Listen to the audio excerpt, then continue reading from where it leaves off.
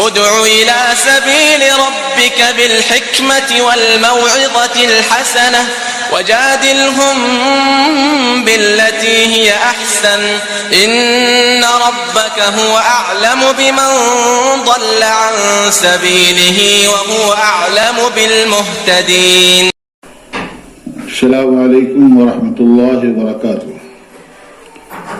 الحمد للہ رب العالمین والصلاة والسلام على خیر خلقه محمد وآلہ وصحبہ اجمعین، اما بعد. اعوذ باللہ من الشیطان الرجیم، بسم اللہ الرحمن الرحیم. قال اللہ عز وجل: لا يكلف الله نفسا إلا وسعها.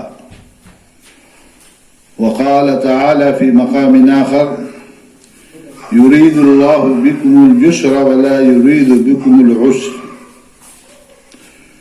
ناظرین کرام، برادران اسلام، اسلام آسان دین ہے. اللہ کے نبی صلی اللہ علیہ وسلم نے فرمایا: الدین یسر. نیز اللہ کے نبی صلی اللہ علیہ وسلم نے یہ بھی فرمایا کہ یسروا ولا تعسروا بشروا ولا تنفروا، یعنی دین آسان ہے، تم لوگوں کے لیے آسانیاں پیدا کرو، ان کو مشکل میں نہ ڈالو، انہیں خوشخبری سناؤ، انہیں متنفر نہ کرو. آج کے درس میں اس حوالے سے گفتگو کی جائے گی کہ کن چیزوں سے روزہ فاسد نہیں ہوتا ہے. قرآن کریم میں اللہ تعالیٰ کا ارشاد ہے: لا يكلف اللہ نفسا الا وسعها. اللہ رب العالمین کسی نفس کو اتنا ہی مکلف کرتا ہے جتنی اس کے اندر وسعت اور طاقت ہوتی ہے. سورہ بقرہ کی ایک دوسری آیت کریمہ میں اللہ رب العالمین کا ارشاد ہے: یرید اللہ بکم اليسر ولا یرید بکم العسر. اللہ رب العالمین تمہارے ساتھ آسانی چاہتا ہے، سختی نہیں چاہتا ہے. گویا آسانی اور سہولت اسلام کی امتیازی خصوصیات میں سے ہے. اسی لیے اللہ تعالیٰ نے بندوں کو حرج اور تنگی سے نکالنے کے لیے اور دین میں آسانی اور سہولت پیدا کرنے کی خاطر اپنے بندوں کو کچھ چیزوں کی رخصت و اجازت دے رکھی ہے، جن سے نہ ان کا روزہ فاسد ہوتا ہے نہ ثواب میں کمی واقع ہوتی ہے. آج کے درس میں اختصار کے ساتھ انہی کا بیان کیا جا رہا ہے. نمبر 1، روزے دار کے لیے روزے کی حالت میں مسواک کرنا نہ صرف جائز ہے بلکہ افضل ہے. مسواک کرنے سے نہ روزہ ٹوٹتا ہے نہ اس سے روزے دار کے ثواب میں کوئی کمی واقع ہوتی ہے.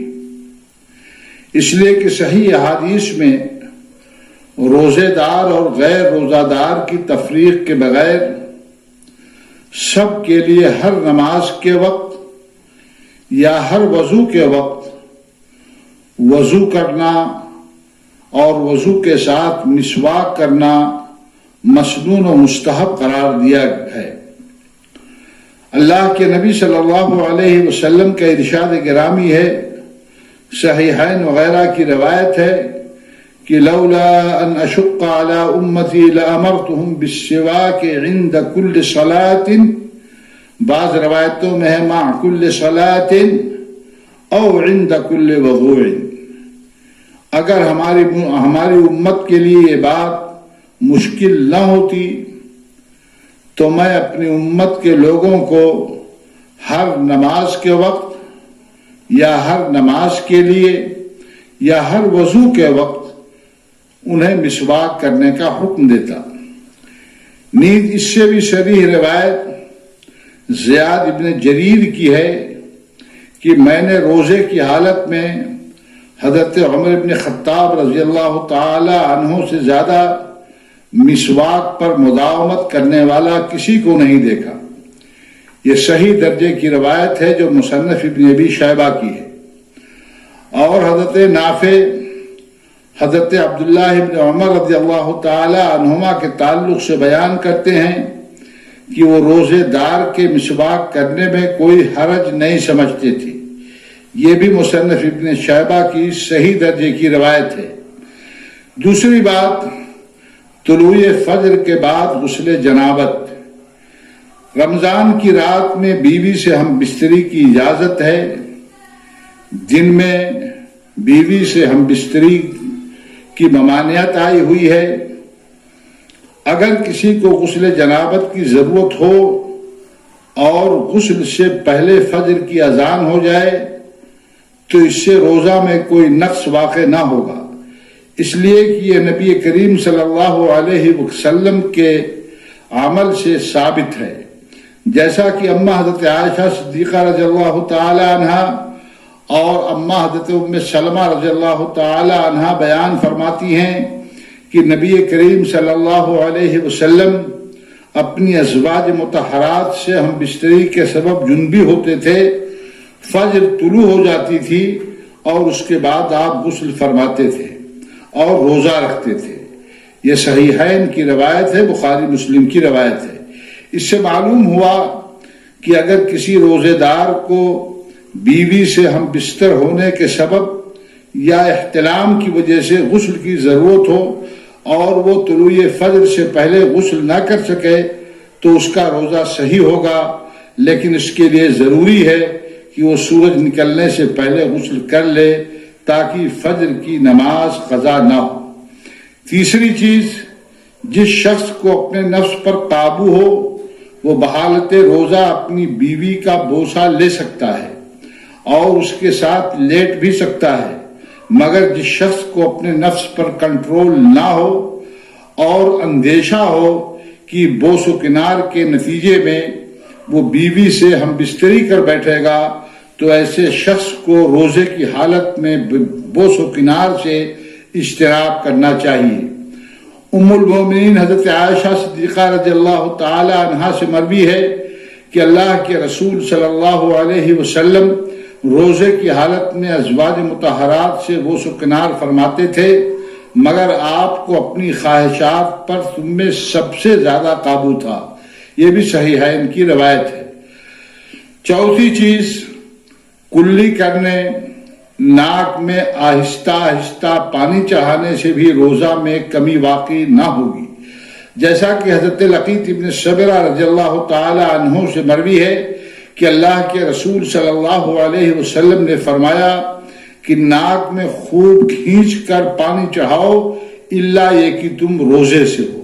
اس سے ثابت ہوتا ہے کہ روزے کی حالت میں بھی ناک میں آہستہ آہستہ بغیر کھینچے ہوئے پانی ڈالا جا سکتا ہے۔